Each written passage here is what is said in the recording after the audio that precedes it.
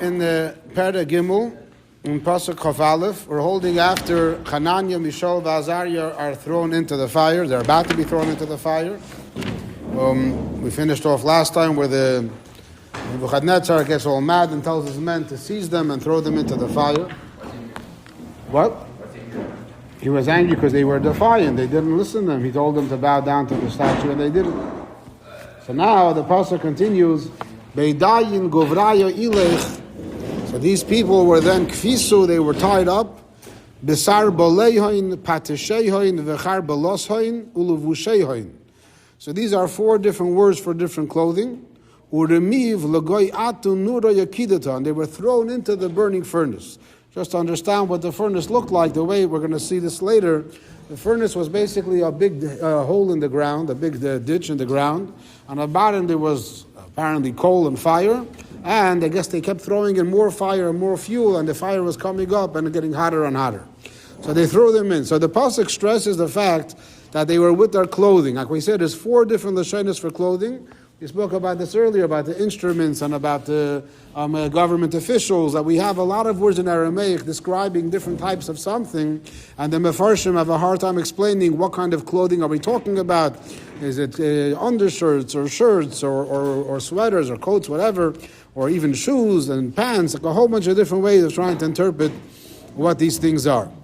Now, the reason why there is such a big deal about it is a number of, besides what the clothing are, why is it such a big deal? So there's an opinion that says that this story happened on Shabbos, that was Yom Kippur. So Shabbos, Yom Kippur, they were wearing their Shabbos clothing, their Yom Tov clothing, and the pasuk is telling us that they were honoring Shabbos with wearing special Shabbos clothes. There's other interpretations trying to bring out that it was a matter of throwing them in immediately. They didn't have a chance to exchange their clothing. And like I said, there's a lot. I'll just leave with those two perushim for now. That either there was just to bring out that it was Shabbos and Yom Tov, or to show how quick it was that they threw them into the fire. The pasuk then continues in pasuk Chaf Beis, Kol Kavil Dana, and as this is happening, Mindim Milas Malko, from the command of the king, Machtzafa, it was like he was stressing, we got to do it quickly. Vatuna Aze Yatira, and as we mentioned, that they heated up the furnace 7 times more than regular. So the pasuk then says an interesting miracle that happened. Guvraya ilech the hasiku leshadrach meishach vaved nagoy. The people that were throwing and heating up the fire and throwing them in, these people katil himain shviva dinura. These people ended up getting killed. So they're schlepping Chananya, Mishael, Azarya. They're tied up. They tie them up, and they're schlepping them to the edge of the furnace, and they're throwing them in. And as they get to the edge of the furnace and they're about to throw them in, the heat was so intense that Chananya, Mishael, Azarya were not affected. But the people that were holding them, they did get affected. How many people? We'll see later that it says there was 4 people that were holding them, and these 4 people got hurt by the fire to the point that it burned them and they killed them. Now, why were they killed? So this is like by the Nazis in Machshemam. So after World War II, so there was a lot of trials, and the famous defense of many of the Nazi criminals was, we were just following orders. We were just following orders, and therefore you can't call it a war crime. We were following our general's orders. And many of the times it was proven. Apparently that was considered a good defense. Whenever they said that, if it was proven that they only followed orders and didn't do anything extra, apparently in the courts of law, that's accepted as an acceptable defense, and you're potter. It was proven that many times they did a lot more than their general said. But if I'm not mistaken, sometimes the argument was that such a cruel thing you shouldn't agree to do, even if it's your army, your officer's command, you shouldn't listen to. So over here, some say, back to the clothing, is that the fact that they were thrown with their clothing is because the Nevuchadnetzar himself didn't really want to kill them. As we spoke earlier, Nevuchadnetzar's goal is to threaten them because he wants them to actually bow down, because he wants to break his whole dream. So he was just like, bring them there, and they're medayik in the words that he just meant to put it right there. But these guys, with their clothes, they threw them in. So because the guards were more zealous than Nevuchadnetzar himself, it's basically like the argument, they weren't just listening to commands, they did worse than that, worse than what the commander told them. And therefore, they ended up getting burnt and they ended up getting killed as well.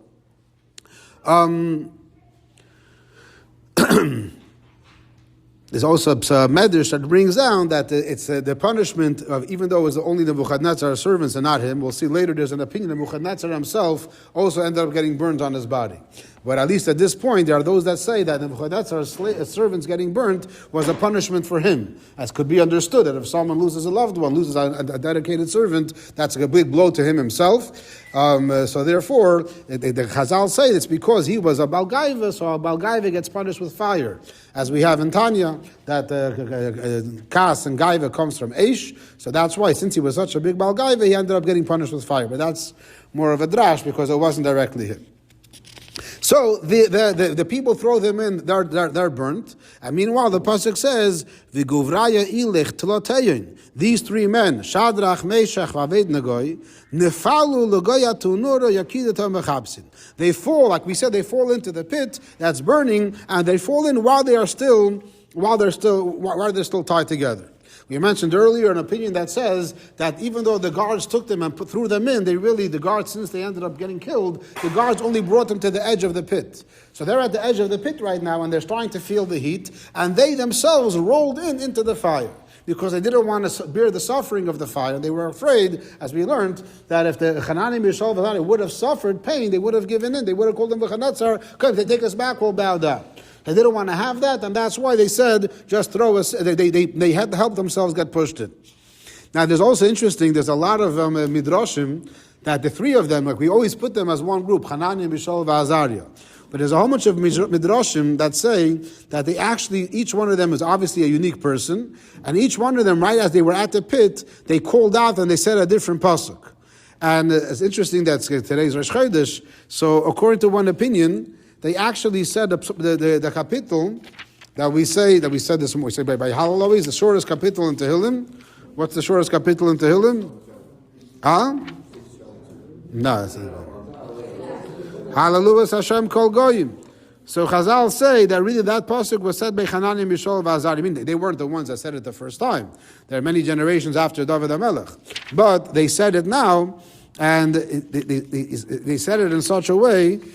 So it says like this, that Chananya said the words, Hallelujah Hashem kol goyim, that all the goyim should praise Hashem, and this is as they're falling in, because I guess they immediately notice that they're not getting killed. So they're saying that the goyim should praise Hashem, because b'schus the fact that we're not getting killed, the goyim are going to be saved as well. And Mishael said, Shabchu kol ha'omim, and Azarya said, Ki gavar aleinu chasdoi, and all together they said, Ve'emes Hashem la'olam. That's one of the kapidah. But there's a whole bunch of midrashim, have a whole bunch of different Pesukim in Tanakh that each one of them said, and explaining why Chananya said specifically this one and the other one, whatever. I should have prepared more to know exactly which one, but I just read it one time, so I'm not going to attempt to figure it out right now, but just you should know that they were saying a lot of Pesukim. Now, the sefer that I'm using over here is called Yalkut Me'amloyas. So those that are familiar with Yalkut Me'amloyas know that he doesn't just bring all the pirushim on the pasuk. Every time he has an opportunity, he goes on a tangent and talks about a subject, even though it's not like pshat in the Pesukim. So this is a brand new book they just put out 2 years ago. But over here they have a whole section about inyanim of Kiddush Hashem, of the concept of dying for Hashem's sake.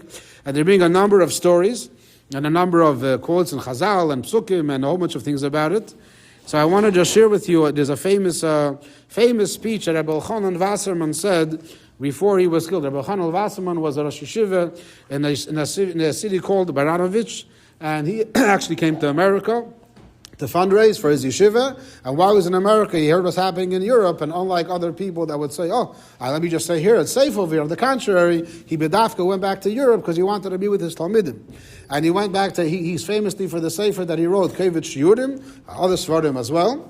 So he went back to Baranovich, and they seized him and they killed him. There's a tour guide, whoever listens to Yehuda Geberer, what's his name? The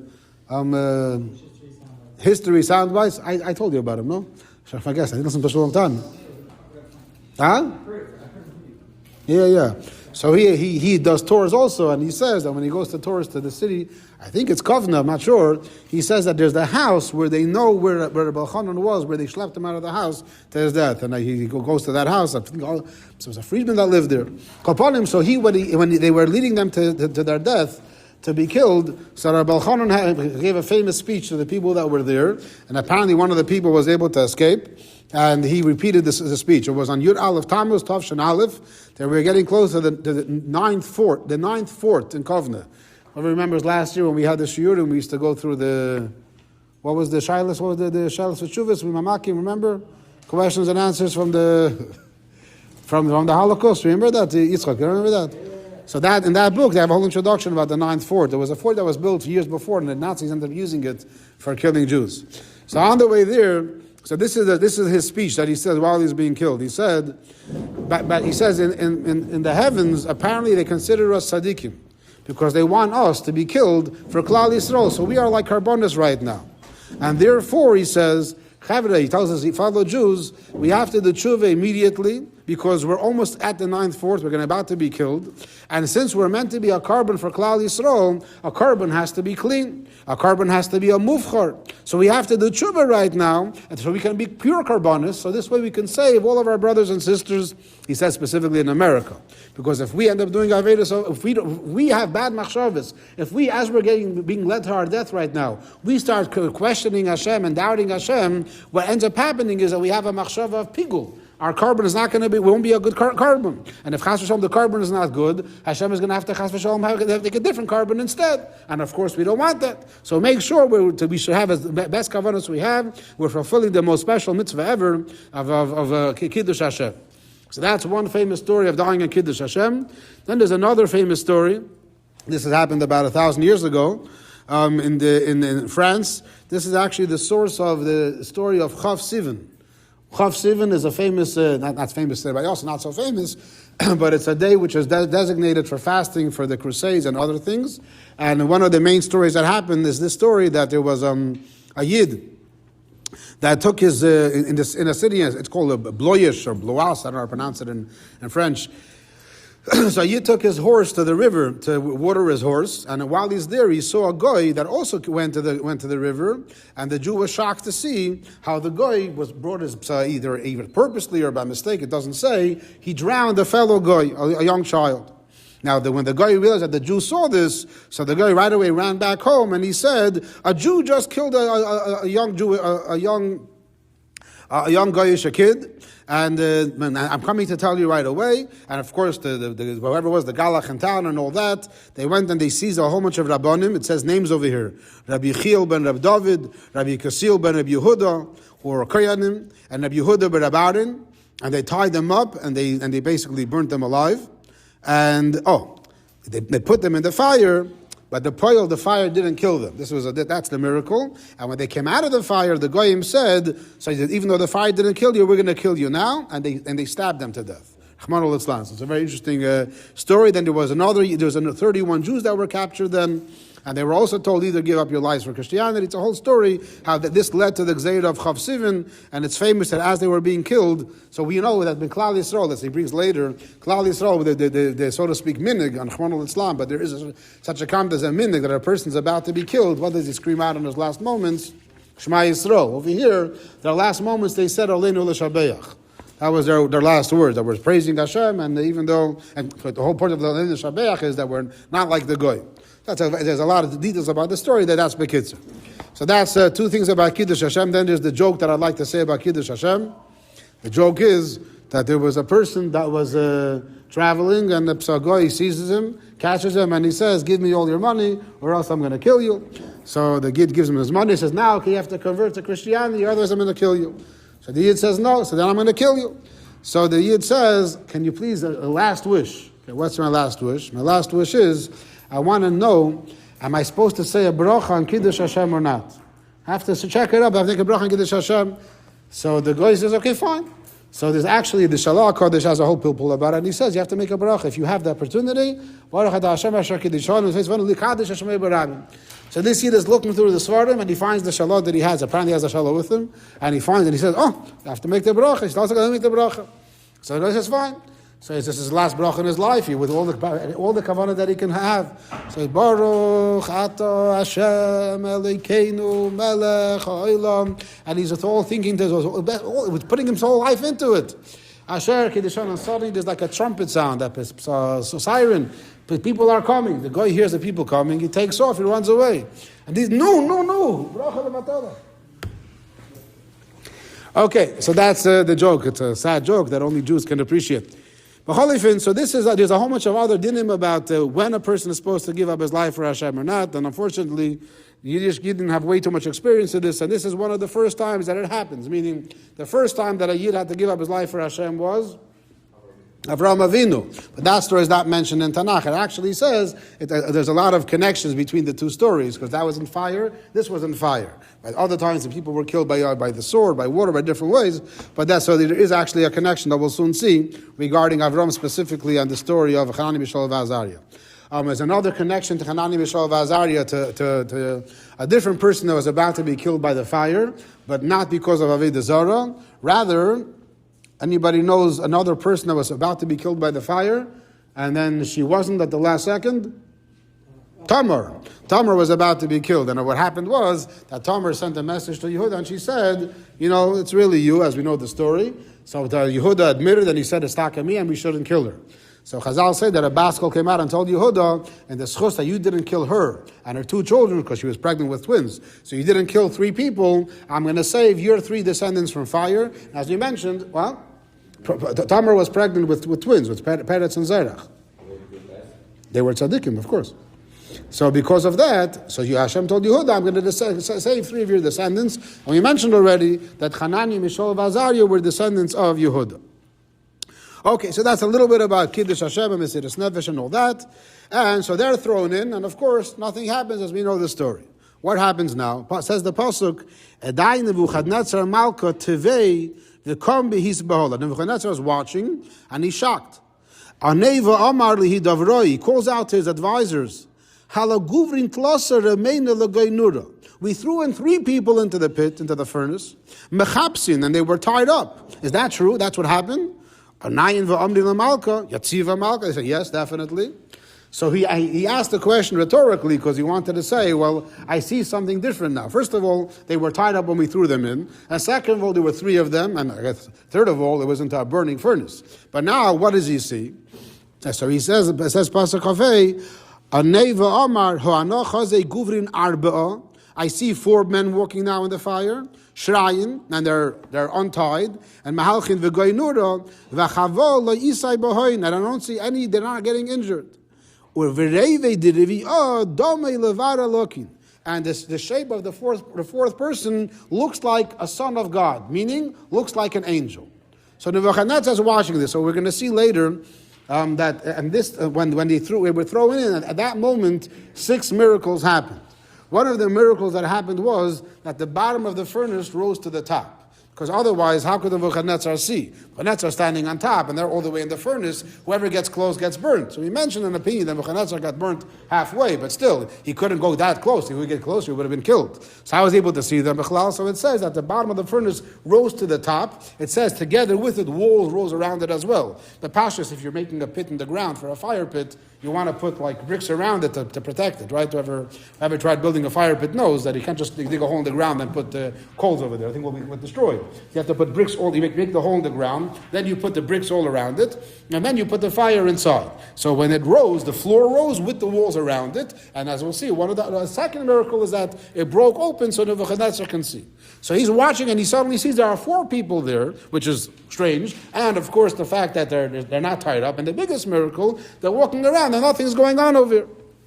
So this is what he sees. So the question obviously is, who is this 4th person? And more interestingly is, how does Nebuchadnezzar know what a malach looks like? He says he looks like a bar looking like a god, like an angel. How does he know? So you could say the guy just looked very godly and very special. But Chazal say an interesting story how Nebuchadnezzar knew what a malach looks like. Chazal say that Nebuchadnezzar, what's his career? Where's Nebuchadnezzar? Where does he begin his career?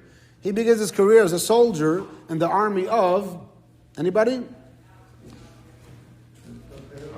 Sancheiriv. He starts off as a soldier in the army of Sancheiriv. Sancheiriv was the king, was the superpower of the world, and he conquered almost every single city besides Yerushalayim. And he came to Yerushalayim with a huge army of millions of people.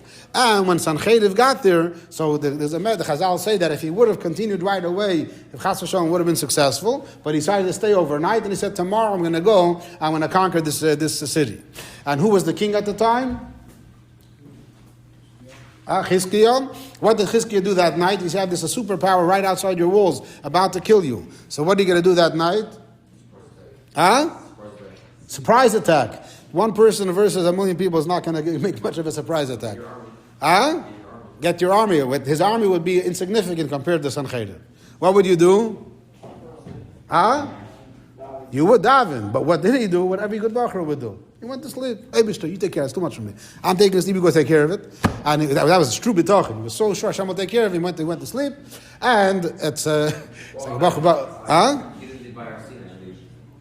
When it comes to sleeping, it's tricky. When yeah, when not. Yeah, like in the morning, yeah, and at night not, or the opposite. Yeah, Bacham have it confused. Like all children have this complaint. How come in the morning I want to sleep and at night I want to be up? Right? Upon him, so he stays. He goes back. He's asleep. Hashem said, "You take care of it. I have no patience for this. I have to do my thing. You just get rid of this army." And sure enough, Hashem sends. Who does Hashem send? Everybody's favorite Malach. Who's the favorite Malach? Malach Gavriel. So Hashem sends Malach Gavriel, and he comes, and right here, and he comes and he basically kills almost the entire army in one night, and a handful of soldiers remain. And one of those soldiers is Nevuchadnetzar. He's a soldier, and he saw the Malach going around killing people one after the other. So B'meila, he recognized that face. I saw that guy before. That's the Malach that killed the entire army of Sancheiriv. The continuation is that Sancheiriv goes back home, and eventually they rebel against him. His kids, they kill him against the mice, and eventually Nevuchadnezzar makes a coup, and he ends up taking over. So that's an explanation how come he recognized the Gavriel. So it's either because he partially see an Malach, he see a holy, like you'll know it when you see it, yeah? Anyone knows where that comes from? Who said yeah? You know where it comes from? Chutz b'niyat. It's a famous saying from somebody about something. So l'chayra, we'll all know it when we see it. When we'll see the Malach, we'll know it. So, don't spill the good. Wait, what? From a show? No, it's not from a show.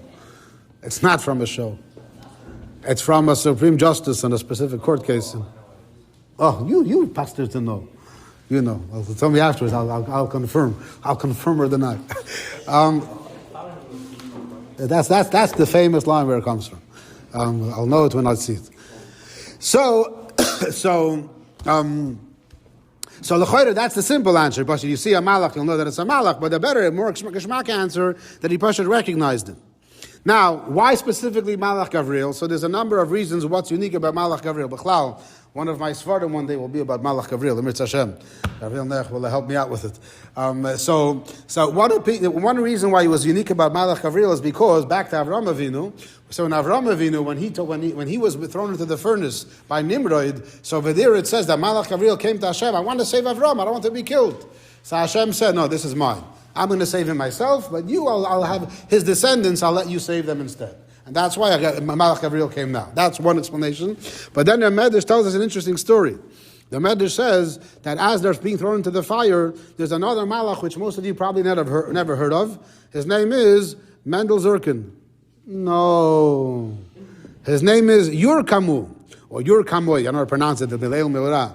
Yur Kamoy was the Sar Shel Barad. He is the Malach in charge of hail, of water, of rain. So he came to the Eibishter and told the Eibishter, Ribbeinu Shel Olam, let me go down and quickly, I can cool off this into the furnace and save these tzaddikim. So Gavriel told Yur Kamoy, he said, what's the gvur of the Eibishter? That if you're going to become with a hail and you're going to cool it off, everybody knows that water can extinguish fire. Let me go down. I'm the Sar Shel Eish. I'm the Malach of fire. And I'm going to use fire against fire and Afal B'chein cool it off. Gavriel, no, Rafal is healing. Rafal, right? He's for the healing. But Gavriel is for the Eish, for the fire, for the punishment, for all the negativity. That's Gavriel. He destroyed Sdoim, v'chul v'chul. So Malach Gavriel tells your company, it makes more sense. For me, it's a bigger Kiddush. I'm going to go down, afal pichet. Meaning, to bring out the point, when Farshim explain, what they means to say is, that Gavriel is telling your company, if you go down, it seems like the fire has a power. It's just that, the water is a stronger power. But if I go down, it shows that the whole rules of Teva don't apply for Hashem, and therefore it'll be a bigger miracle, and that's why Gavriel was the one that went down, and he's the one that cooled off the fire. All right, so that's regarding the detail of Gavriel. Now, like I said, the Gemara says there were 6 miracles that happened that day. So one miracle is the fact that the furnace rose to the top. Number 2 is the fact that we mentioned before that the wall broke down. Number three is that it was kind of lava from a volcano. The heat ended up melting and ended up going further and further away. That's actually what killed, according to this opinion, that's what ended up killing the people that threw him in. And the Kiddush is that the lava that continued remained hot. And the inside where they were, it was cold and they didn't kill them. And outside it was hot. This is what Malach Gavriel did, is even though he was Eish, he was able to cool them from the inside and he melted it from the outside, just show how hot it was. Can you do it? That lava is a very, very intense heat. What? What? It's mashma that it wasn't, because it was on the moment, especially according to that. Nevuchadnetzar was, what? No, but that was when Nevuchadnetzar called him. I don't know if it was at the same moment that happened. Could be it was a little bit later. People left already. People were there. I didn't see anything about that. Number 4 is at the same moment that this happened, the statue that he had ended up falling and collapsing. And there's a whole medrash over here as well, which Daniel apparently came back. We spoke that Daniel had left Eretz Yisrael at the time. Apparently came back, and it says that Nevuchadnezzar was trying to tell Daniel, maybe you bow down. I mean, as this is happening, you go bow down. And he said, look, he showed him that this statue was speaking. The statue was saying, Anochi Hashem Elokecha. So Daniel tells Nevuchadnezzar, something, I'm really impressed with your statue. Let me go up and give it a kiss. He said, go give it, I want to kiss it on its mouth. All right? He let him climb up somehow, and he got to its mouth. And in its mouth, what was there? The tzitz of the Kohen Gadol. Nevuchadnezzar, we learned that it was a big mechashev. He knew Koyches of Tumah. He put the tzitz of the Kohen Gadol. The tzitz of the Kohen Gadol was Kiddush. Was saying, Anochi Hashem Elokecha.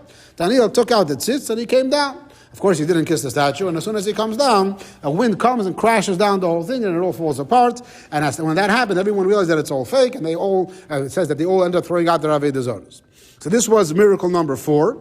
Miracle number 5, it says that 4 kingdoms were killed. What does it mean? So it says that, like I said before, the 4 people that threw them into the fire, they were 4 kings. Some say that they were Kohanim of Avodah Zarah, whatever it was. That's another miracle.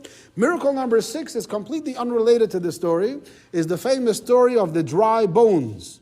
The dry bones, and I don't know if this fits with the time-wise, but the story of the dry bones. Which Navi? Which Navi was it? Do you remember? Yecheskel HaNavi. Famous story, came to a valley of dry bones. There's a very powerful story from Rabbi Lau. If I listen to Rabbi Yisrael Meir Lau, the chief rabbi of Israel, in his book he has a very powerful story, and he has actually a shiur that I listened to where he says the story.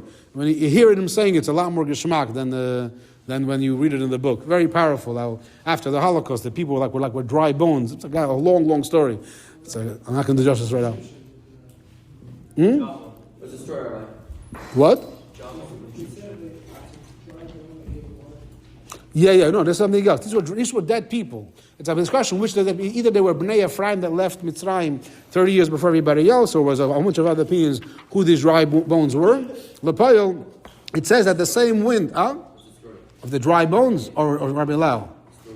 Dry bones is a very basic story. Hashem tells Yecheskel, go to this valley, there's dry bones over there, and tell them that you should become Tchias HaMesim, and there's all Tchias HaMesim, and all these people basically become alive again. There's a machlekes in the Gemara, did they die afterwards, did they ended up remaining alive? What happened is a lot of discussion about the valley of dry bones. But Rabbi Lau's story is a lot longer, it's a lot more geschmack.